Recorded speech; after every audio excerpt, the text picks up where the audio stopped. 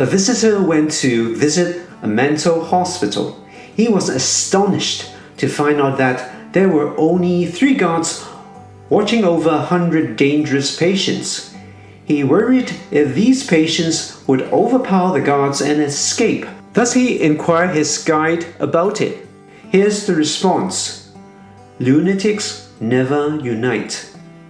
Unity is so hard to achieve at our neighborhoods, workplaces, and even churches.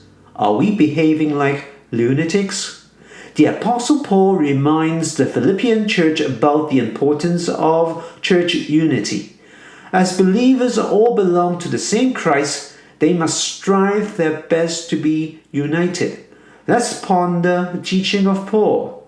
Therefore, if you have any encouragement from being united with Christ, if any comfort from His love, if any common sharing in the Spirit, if any tenderness and compassion, then make my joy complete by being like-minded, having the same love, being one in spirit and of one mind.